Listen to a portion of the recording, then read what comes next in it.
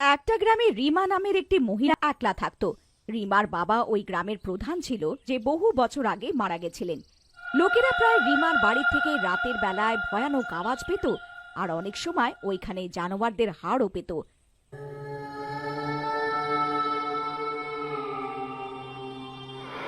যার কারণে গ্রামবাসীরা ওকে ডাইনি বলে ভাবত। কিন্তু রিমার বাবার নামের কারণে কারোর রিমাকে কিছু বলার সাহস হতো না। রাতে দুজন গ্রামের লোক মুন্না আর লাল্লান ওইখান থেকে যাচ্ছিল, তখনই তারা ভয়ানক আওয়াজ শুনতে পায়। আরে লল্লন দাদা, শুনলে?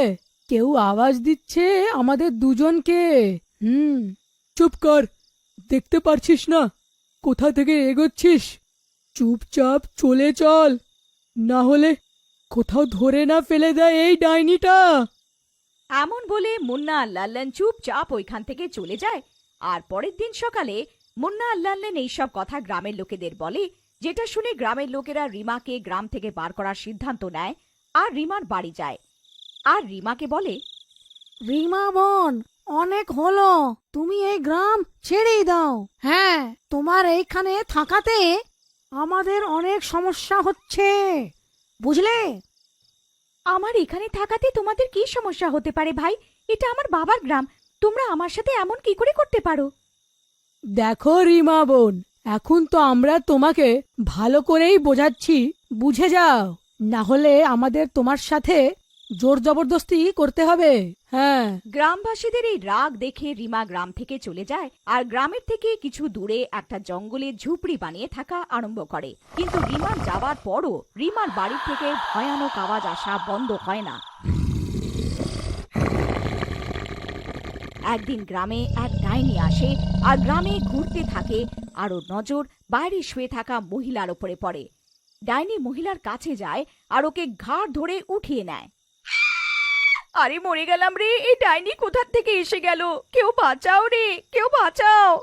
কিন্তু ডাইনি মহিলার ঘাড় উপড়ে নেয় আর নিজের ঘাড়ের সাথে জুড়ে নেয়। এখন আমার দুটো মাথা হয়ে গেছে। ব্যাস, একবার 5টা মাথা হয়ে যাক। এমন বলে ওই ডাইনি ওইখান থেকে চলে যায়। পরের দিন গ্রামবাসীরা ওই মহিলার মাথা কাটা সব দেখতে পারে, যেটা দেখে ওরা সবাই ঘাবড়ে যায়। ভাইয়েরা, আমরা সবাই রিমাকে তো গ্রাম থেকে বার করেই দিয়েছি, কিন্তু এখন এই নতুন সমস্যা কোথা থেকে এসে গেল? কে মেরে ফেলেছে একে? গ্রামবাসীরা মিলে ওই মাথা কাটা সবকে পুড়িয়ে দেয়। পরের দিন রাতে আবার ওই 2 মাথাওয়ালা ডাইনি আসে আর নিজের শিকারের খোঁজ করে। তখনই ও একটা মহিলাকে আসতে দেখে। এই শিকার তো আমার দিকেই আসছে। মহিলা আস্তে আস্তে ডাইনির কাছে এসে যায় আর ডাইনিকে দেখে চেঁচাতে থাকে। আরে মরে গেলাম রে, কেউ বাঁচাও, এ তো 2 মাথাওয়ালা ডাইনি, কেউ বাঁচাও রে। কিন্তু ডাইনি ওকেও ধরে ফেলে আর ওর মাথাটা শরীর থেকে আলাদা করে নিজের সাথে জুড়ে নেয়।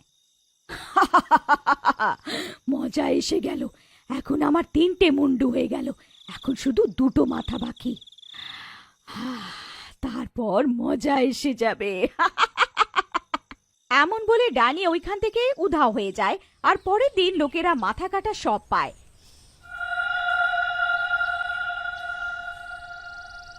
গ্রামবাসীরা অনেক ঘাবড়ে যায় আর প্রধানের কাছে গিয়ে রাতের ঘটনার ব্যাপারে বলে। ভাইয়েরা, যেরামটা তোমরা বলছো, আমার তো কোনো ডাইনির কীর্তি মনে হচ্ছে। আমাদের রাতে জেগে গ্রামকে পাহারা দিতে হবে। তারপর রাতে লোকেরা জেগে জেগে এক এক করে গ্রামের পাহারা দেয়। কিছুদিন অবধি কিছু হয় না। তারপর একদিন যখন মুন্না আর লাল্লানের পাহারা দেওয়ার সময় হয়, মুন্না লাল্লানকে বলে, লল্লন দা, একটা কথা বলি, আমার এই রিমার বাড়িতেই কোনো রহস্য মনে হচ্ছে। আমি বলছি, হ্যাঁ, যদি তোমার সাহস থাকে গিয়ে দেখি একবার ভিতরে যে কোথা থেকে আওয়াজটা আসছে। হ্যাঁ। মুন্নার সাহস থাকার কথা শুনে লাল্লানের রাগ হয়ে যায়। ও মুন্না দাদা, একবার বলে দিলে তো বলে দিলে, পরের বার থেকে আর বলবে না সাহসের কথা। আমি জানি তোমার সাহসের ব্যাপারে সব।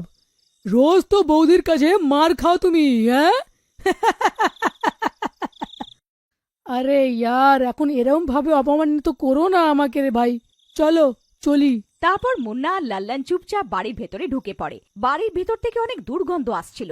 আরে দাদা, ভিতরে তো এত দুর্গন্ধ আসছে, মনে হচ্ছে 1000টা লোক একসাথে গ্যাস ছেড়েছে। অনেক দুর্গন্ধ লাল্লান্দা। চুপচাপ চলে চলো, বেশি আওয়াজ টাওয়াজ করো না। ভেতরে একটা ঘরে 3 মাথাওয়ালা ডাইনি বসে থাকে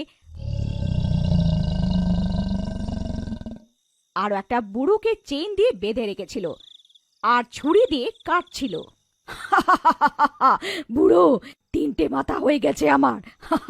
ব্যাস আর 2টো, তারপর দেখ আমি গ্রামের লোকেদের কি অবস্থা করি। হ্যাঁ ডাইনি, তুই কিচ্ছু করতে পারবি না। আমার বেঁচে থাকতে তোকে আমি কিচ্ছু করতে দেব না। মুন্না আর লাল্লান সবকিছু জানলা দিয়ে দেখছিল। দাদা, এ তো আমি অনেক কনফিউজ হয়ে যাচ্ছি। আমি বলি যে চুপচাপ কেটে পড়ি এখান থেকে। আর দাদা, কাউকে কিচ্ছু বলবোই না। কেটে পড়ো, কেটে পড়ো। তারপর মুন্না আর লাল্লান ওইখান থেকে চলে যায়। পরের দিন সকালে গ্রামবাসীরা আবার একটা মহিলার মাথা কাটা শব পায়। প্রধান আর সব লোকেরা আশ্চর্য হয়ে যায় আর মুন্না আর লাল্লানকে ডাকে। এই লাল্লানের বেটা, কাল তো তুই রাত্রিরে পাহারা দিচ্ছিলিস, তাও এই দুর্ঘটনা হয়ে গেল। তোমরা দুজন রাতে কোথায় গায়েব হয়ে গেছিলে?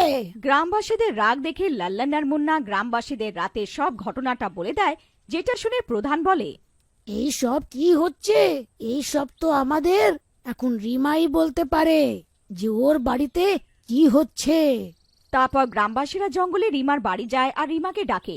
রিমার বাড়ির বাইরে আসে। রিমা মা, এইসব তোমার বাড়িতে কি হচ্ছে? আমাদের আমাদের সব ব্যাপারটা বলো, ভয় পেও না। তারপর গ্রামবাসীদের বলাতে রিমা কাঁদতে কাঁদতে সব কথা বলে। প্রধান মশাই, আসলে আমার বাবা অনেক বছর আগে বাড়িতে একটা চাকরানি রেখেছিল, কিন্তু আসলে ও চাকরানি নয়, ডাইনি। ওই আমার বাবাকে আটকে রেখেছে। যতক্ষণ আমিও বাড়িতে ছিলাম আমি ওকে নিজের আর জানোয়ারদের রক্ত খেতে দিতাম, কিন্তু যবের থেকে আপনারা আমাকে বাড়ির থেকে বার করে দিয়েছেন, ও খিদের চোটে বাইরে এসে গেছে আর লোকেদের মারছে। কিন্তু মা, ও মহিলাদের মাথাটাই কাটছে। হ্যাঁ প্রধান মশাই, ও বলছিল 5টা মাথা হওয়ার পর ও এত শক্তিশালী হয়ে যাবে যে কেউ ওকে আটকাতে পারবে না। ওর 4টে মাথা তো হয়ে গেছে। আরে দাদা, যদি এর 5টা মাথা হয়ে গেল তো আমরা সবাই মরে যাব। এখন কি হবে? মুন্না, এইভাবে ভয় পেলে কিচ্ছু হবে না। আমাদের সাহস করে মোকাবিলা করতে হবে। তারপর সবাই মিলে এক সাধু বাবার কাছে যায় আর ওনাকে সব কথা বলে।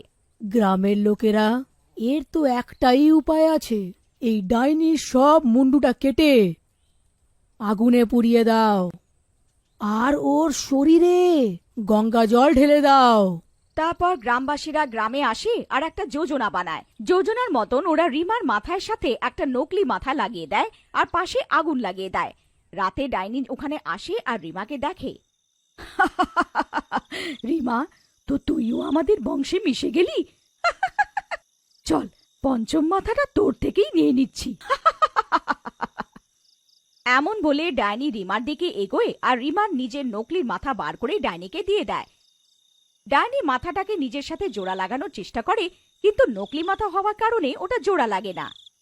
এটা তুই ঠিক করিসনি, আমাকে নকলি মাথা দিয়ে দিলি, এখন আমি তোরই মাথা লাগাবো। এমন বলে ডাইনি রিমার দিকে এগোয় আর তখনই লাল্লান তলোবার নিয়ে রিমার মাথা কেটে দেয় আর মুন্না তাড়াতাড়ি ওই মাথাগুলো আগুনে ফেলে দেয়। গ্রামবাসীরা, এটা তোমরা ঠিক করলে না। আমার এত বছরের পরিশ্রম বিফল করে দিলে। আমি কাউকে জ্যান্ত ছাড়বো না। কিন্তু তখনই প্রধান মশাই গঙ্গা জল ডাইনির উপরে ঢেলে দেয়। ডাইনি ওখানেই পুড়তে থাকে। তারপর গ্রামবাসীরা রিমার বাবাকে ছেড়ে দেয় আর সম্মানের সাথে ওনাকে আবার গ্রামের প্রধান বানিয়ে নেয়।